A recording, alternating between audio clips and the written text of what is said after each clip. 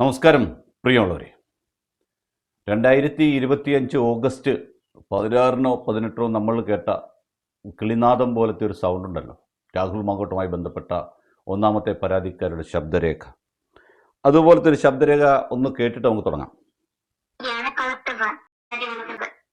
കളക്ടറിന് പരാതി കൊടുക്കുന്നു. അവിടെ നിന്നിട്ടും ആ പരാതി ഫോർവേഡ് ചെയ്ത് SP വന്നു.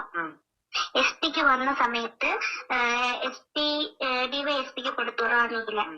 ആ പരാതി വെള്ളിയാഴ്ച കൊടുത്ത പരാതി തിങ്കളാഴ്ച വരെ അവിടെ ഇരുന്നു സർ. അപ്പം പാർട്ടി അറിയാതെയാണോ സർ അത് അവിടെ ഇരുന്നത്? അത് കഴിഞ്ഞിട്ട് ഞാൻ വെള്ളിയാഴ്ച ഡയറക്റ്റ് DYSP ഓഫീസിൽ പോയിട്ട് ഇവരെന്നെ അവിടെ കുറെ നേരം പിടിച്ചിരുത്തി. അവിടുന്ന് SP പറഞ്ഞത് ഡയറക്റ്റ് മൊഴി എടുത്തിട്ട് കേസ് എടുക്കണം എന്നാണ് അവിടുന്ന് പറഞ്ഞത്. അതേപോലെ തന്നെ കളക്ടർ പരാതി മുകളിൽ എഴുതിയിട്ടുണ്ടായിരുന്നു.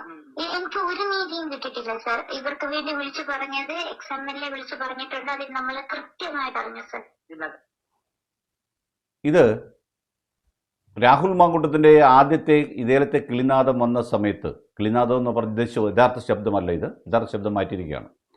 ആ ശബ്ദം വന്നതിന് ശേഷം പത്തനംതിട്ട ജില്ലയിലെ റാന്നിയിൽ രാജു അബ്രഹാം മുൻ MLA നേതൃത്വം, അതായത് പത്തനംതിട്ട DC ഡിസ്ട്രിക്ട് കമ്മിറ്റി CPMൻ്റെ സെക്രട്ടറിയുടെ നേതൃത്വത്തിൽ നടന്ന സമരങ്ങളിൽ മുൻപിൽ നിന്ന് രാഹുൽ മാങ്കൂട്ടത്തെ അറസ്റ്റ് ചെയ്യണമെന്നും കോഴിയെന്നും കാളയെന്നും വിളിക്കുകയും മുഴുവൻ കോൺഗ്രസ് നേതാക്കളെയും ഉമ്മൻചാണ്ടി ഉൾപ്പെടെയുള്ളവരെ ആക്ഷേപിക്കുകയും ചെയ്ത ബഹുമാന്യനായ 27 വയസ്സുള്ള അലൻ മാത്യു എന്ന DYFIയുടെ ഏരിയ പ്രസിഡന്റിൻ്റെ നിന്നും അവിഹിത ഗർഭം ധരിച്ച വിവാഹിതയായ 32 വയസ്സുള്ള ഒരു യുവതിയുടെ സംഭാഷണമാണ്. സംഭവം ഇത്രയേ ഉള്ളൂ. വിവാഹിതയായ സ്ത്രീ വളരെ വർഷങ്ങൾക്ക് മുൻപ് പരിചയമുണ്ടായിരുന്നു. കഴിഞ്ഞ 5 വർഷമായി അവരുമായിട്ട് സൗഹൃദം സ്ഥാപിക്കുന്നു. ഈ സൗഹൃദം സ്ഥാപിച്ച് അവരുടെ വിവാഹബന്ധം വേർപെടുന്ന സമയത്ത് അവരുമായി സൗഹൃദം സ്ഥാപിച്ച് അവരെ കോട്ടയത്ത് ചെന്നിട്ട് ഇയാളുടെ സ്വന്തം കാറിൽ KL 62G 4071 പറയുന്ന ഹോണ്ട അമേസ് കാറിൽ പിടിച്ചു കയറ്റിക്കൊണ്ട് പോകുന്നു. തുടർന്ന് പല ദിവസങ്ങൾ അവർക്ക് ഓർമ്മയുള്ളതായി പറയുന്ന, ഇപ്പോൾ അവർ ആത്മഹത്യ ശ്രമിച്ച് ഹോസ്പിറ്റലിൽ കിടക്കുന്ന സമയത്തുള്ള വോയിസാണ് ഈ വന്നത്.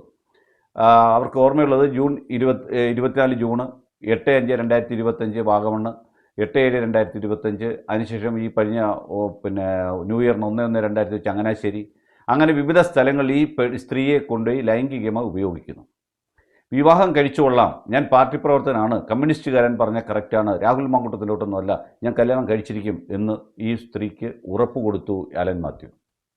ഈ അലൻ മാത്യു കഴിഞ്ഞ ത്രിതല പഞ്ചായത്ത് തെരഞ്ഞെടുപ്പിൽ അവിടെ നമ്മുടെ റാന്നി പഴവങ്ങാടി പഞ്ചായത്തുണ്ട്, അവിടെ ഒരു വാർഡിൽ മത്സരിച്ചു, ദയനീയമായി പരാജയപ്പെടുകയും ചെയ്തു. അതിനുശേഷം പാർട്ടിക്ക് ഈ സ്ത്രീ പരാതി കൊടുക്കുന്നു. പാർട്ടിക്ക് പരാതി കൊടുക്കുന്ന സമയത്ത് പാർട്ടി ഉണ്ടല്ലോ, പാർട്ടിയുടേതായ ചട്ടക്കൂട്ടിൽ മീറ്റിംഗ് വിളിച്ചു ചേർക്കുന്നു. അവിടെ വെച്ച് അവൻ പാർട്ടിക്കാരോട് പറയുന്നു, ഞാൻ കല്യാണം കഴിച്ചുകൊള്ളാം, ഞാൻ സ്പെഷ്യൽ മാരേജ് ആക്ട് അനുസരിച്ച് കല്യാണം കഴിക്കാൻ അപേക്ഷ കൊടുത്തിട്ടുണ്ട്, ഉടനെ കിട്ടിക്കോളാം, 23-ന് പോകില്ല എന്ന് പറഞ്ഞ് ഉറപ്പ് കൊടുക്കുന്നു. ഈ പരാതി വന്നിട്ട് ഈ പരാതിയുടെ പുറത്ത് ഈ സ്ത്രീ പരാതിയുമായി പോകുന്നുവെന്ന് മനസ്സിലാക്കിയ സമയത്ത് CPMൻ്റെ ഏരിയ പ്രസിഡന്റ് സ്ഥാനത്ത് നിന്നും പാർട്ടിയിൽ നിന്ന് ഇയാളെ നീക്കം ചെയ്തതായിട്ടൊരു പത്രക്കുറിപ്പിറക്കി പാർട്ടി അതിൽ നിന്ന് മാറി നിൽക്കുകയും ഈ സ്ത്രീ ബഹുമാനീയ പത്തനംതിട്ട ജില്ലാ കളക്ടറെ നേരിട്ട് കണ്ട് പരാതി കൊടുക്കുന്നു. ഈ പരാതിയുടെ പുറത്ത് കേസെടുക്കേണ്ടതാണെന്ന് ആവശ്യപ്പെട്ടുകൊണ്ട് അദ്ദേഹം പത്തനംതിട്ട SP കൊടുക്കുന്നു. SP അത് റാന്നി DYSPക്ക് കൊടുക്കുന്നു. ഇങ്ങനെ കൊടുത്തുപോയി റാന്നി DYSP ചെല്ലുമ്പോൾ ഇവരെ മൊഴിയെടുക്കാൻ വേണ്ടി വിളിച്ചു വരുത്തുന്നു. മൊഴിയെടുത്ത് കേസെടുക്കണമെന്നാണ് SP എഴുതിയിരുന്നത്. പക്ഷേ അവിടെ ചെന്ന സമയത്ത് തന്നെ DYSP അത് കൺസേൺഡ് CPMൻ്റെ നേതാക്കളായ മുൻ MLA കൂടിയായ രാജു അബ്രഹാം ഉൾപ്പെടെയുള്ള പാർട്ടി സഖാക്കളെ വിളിച്ച് ചോദിക്കുന്നു, ഇങ്ങനൊരു പരാതി വന്നിട്ടുണ്ട്, ഇപ്പോൾ ഈ പരാതിയുടെ പുറത്ത് കേസെടുത്താൽ രാഹുൽ മാങ്കൂട്ടത്തിൻ്റെ പരാതിയും നമ്മുടെ പരാതിയും ഏകദേശം താരതമ്യം ചെയ്തു പോകും, തുലനം ചെയ്യപ്പെടും എന്ന് മനസ്സിലാക്കുന്നു. നിങ്ങൾ ഓർക്കേണ്ട സമയം, ഈ കാര്യങ്ങൾ നടക്കുന്ന സമയത്ത് രാഹുൽ മാങ്കൂട്ടം അറസ്റ്റ് ചെയ്യപ്പെട്ട് പത്തനംതിട്ട ജയിലിലുള്ള സമയമാണ് ഇതിലെ ഭൂരിഭാഗം പ്രശ്നങ്ങൾ നടന്നിരിക്കുന്നത്.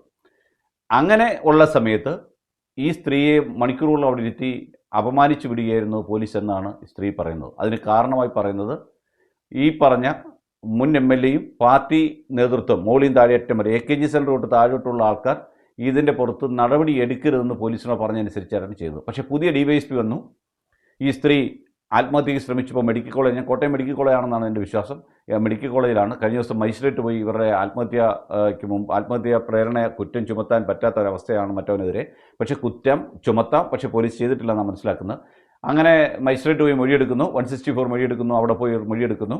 അതിനുശേഷം ഈ ആൾ കുറേ നാളായിട്ട് അബ്സ്കോണ്ടാണ്, വെളിയിലുമില്ല. ഇതിൽ ഓർക്കേണ്ട സംഭവം, രാവിലെ തൊട്ട് ഉച്ചവരെയുള്ള സമയങ്ങൾ DYFIയുടെ നേതാവായിട്ടൊന്ന് രാഹുൽ മാങ്കൂട്ടത്തെ അറസ്റ്റ് ചെയ്യണം, ഉമ്മൻചാണ്ടി മറ്റേതാണ്, പിന്നെ രാഹുൽ മാങ്കൂട്ടം ഇതാണ്, കോൺഗ്രസ്സുകാരിൽ ഇതാണ്, മറ്റേതാണ്, മാടയാണെന്നൊക്കെ പറഞ്ഞു നടന്ന ഈ ബെടുക്കൻ അവനേക്കാൾ 5 വയസ്സിന് മൂത്ത സ്ത്രീയാണ് വളച്ചൊടിച്ച് കല്യാണം കഴിക്കാമെന്ന് പറഞ്ഞ്. ഇവൻ എത്ര പേരെ ഇങ്ങനെ വളച്ചിട്ട് നമുക്കറിയില്ല. അപ്പോൾ മാത്രമല്ല ഇവൾ ഈ സമയത്ത് ഗർഭിണിയാകുന്നുണ്ട്. ഗർഭിണിയായ ഗർഭം ഇവൻ അലസിപ്പിക്കുന്നുണ്ട്. പക്ഷേ പരാതിക്കാരി രാഹുൽ മാങ്കൂട്ടത്തിനെതിരെ അല്ലാത്തതുകൊണ്ട് പരാതി തയ്യാറാക്കിയത് ആ സ്ത്രീ അവരുടെ സ്വമേധയായതുകൊണ്ടാണ് ഇത് പല കാര്യങ്ങളും വിട്ടുപോയിട്ടുണ്ടെന്നാണ് നമുക്ക് മനസ്സിലാക്കുന്നത്. മറിച്ച് ഈ പരാതിക്കാരി രാഹുൽ മാങ്കൂട്ടം പോലുള്ള ഏതെങ്കിലും കോൺഗ്രസിൻ്റെ MLAക്കെതിരെ ആയിരുന്നു പരാതി, അല്ലെ പാർട്ടി നേതാവിനെതിരെ പരാതി കൊടുത്തിരുന്നെങ്കിൽ ഈ ആളിന് നേരെ മുഖ്യമന്ത്രിയെ കാണാനും മുഖ്യമന്ത്രിയുടെ ഓഫീസിൽ മുഖ്യമന്ത്രിയുടെ പേഴ്സണൽ സ്റ്റാഫിൻ്റെ ലീഗൽ അഡ്വൈസറെ കൊണ്ട് പരാതി തയ്യാറാക്കാനും ഒരിക്കലും രക്ഷപ്പെടാനും പറ്റാത്ത രീതിയിലുള്ള FIRഉം വകുപ്പുകളും ചുമത്തുവാനും സാധിച്ചേനെ. ഈ കേസും ശരിക്കും പറഞ്ഞാൽ നിലനിൽക്കുമെന്ന് ചോദിച്ചാൽ കേസ് നിലനിൽക്കില്ല. കാരണം ഇവർ വിവാഹിതയായിരിക്കുന്ന സ്ത്രീയെ വിവാഹ വാഗ്ദാനം നൽകി വഞ്ചിക്കാൻ, അതായത് പീഡിപ്പിക്കാൻ സാധിക്കില്ല. ഒരു തവണയല്ല പലതവണ അവൻ്റെ കാറിൽ തന്നെ പല ഹോട്ടലുകളിൽ പോയിട്ടുണ്ട്, പല സ്ഥലങ്ങളിൽ പല ദിവസങ്ങളിൽ പോയിട്ടുണ്ട്. റെയിൽവേ സ്റ്റേഷനിൽ ചെന്ന് അവൻ കോട്ടയം റെയിൽവേ സ്റ്റേഷനിൽ വീട്ടിലേക്ക് പോകാൻ വരുന്ന അവിടെ നിന്ന് തന്നെ കൂട്ടിക്കൊണ്ടു പോകാൻ ചെയ്തിട്ടുള്ളത്. അങ്ങനെ ഈ പരാതിക്കാരിക്കെതിരായ കാര്യങ്ങൾ തന്നെയാണുള്ളത്. രാഹുൽ മാങ്കൂട്ടത്തിൻ്റെ പരാതിക്കാരികളെ പോലെ തന്നെ പരാതി നിലനിൽക്കില്ല. ഈ പറഞ്ഞ ആൾ അലൻ മാത്യു എന്ന് പറയുന്ന ഈ കേസിൽ നൂരിപ്പോകുന്നുള്ള കാര്യം നമുക്ക് സംശയമില്ല. പക്ഷേ ഒരേ രീതിയിലുള്ള 2 കേസുകളെ കൈകാര്യം ചെയ്ത രീതിയും, ഒരറ്റത്ത് പീഡനം നടന്നു, ബലാത്സംഗം ചെയ്യുന്നു, കുട്ടിയെ കൊന്നു എന്നൊക്കെ പറഞ്ഞ് പരാതി കൊടുക്കുന്ന CPMകാരും അതിനുവേരെ സമരം ചെയ്യുന്നവരും, അത് കഴിഞ്ഞ് സമരം ചെയ്തു കഴിഞ്ഞാൽ ഉടൻ തന്നെ തന്നേക്കാൾ ഏറ്റവും പ്രായം കൂടിയ സ്ത്രീകളെ, വിവാഹിതരായ സ്ത്രീകളെ വളച്ചൊടിച്ച് ഇത്തരം പ്രവൃത്തി നടത്തുകയും ഗർഭഛിദ്രവും നടത്തിയിട്ട് പോലും കേസെടുക്കാൻ പറ്റാത്ത ആഭ്യന്തര വകുപ്പാണ് കേരളത്തിൽ ഉണ്ടായിരുന്നതെന്ന് ഓർമ്മപ്പെടുത്താൻ വേണ്ടി മാത്രമാണ് വീഡിയോ ചെയ്തത്. തങ്ങളുള്ള താരതമ്യം നിങ്ങൾ നോക്കുക. അത് പ്രതിപക്ഷ MLAയോ പ്രതിപക്ഷ പാർട്ടിയിൽപ്പെട്ട ആൾക്കാരോ ചെയ്താൽ അത് ക്രൂരമായ ബലാത്സംഗവും തീവ്രത കൂടിയതും, ആ കുഞ്ഞിനെ ജനിക്കാതെ പോയിരുന്ന കുഞ്ഞിനെ ഓർത്ത് വ്യാകുലപ്പെടുന്ന ചില വക്കീലന്മാരും ഒക്കെയുള്ള നാട്ടിൽ അഡ്വക്കേറ്റ് കൂടിയായ മുൻ MLAക്ക് ഇതിനെപ്പറ്റി വിവരമില്ലേ, അദ്ദേഹത്തിന് നിയമം അറിയില്ലേ എന്ന് എനിക്കറിയാം. അദ്ദേഹം ഒരു പാവം മനുഷ്യനായിട്ടാണ് ഞാൻ മനസ്സിലാക്കുന്നത്. അത്യാവശ്യം അദ്ദേഹത്തിലുള്ള ഏറ്റവും വലിയ ഗുണം വിളിച്ചാൽ ഫോൺ എടുക്കുന്നുള്ളതാണ്. പിന്നെ ഇടയ്ക്കൊരു കാര്യം പറയാൻ, മത്സരിക്കാതെ പോകുന്നവരും മത്സരിച്ചിട്ടവരും ഇപ്പോഴും സ്ഥാനമുള്ള പല MLAമാരെ പറ്റി ധാരാളമായ വാർത്തകൾ പത്തനംതിട്ട ജില്ലയിൽ പലയിടത്തും നടക്കുന്നുണ്ട്.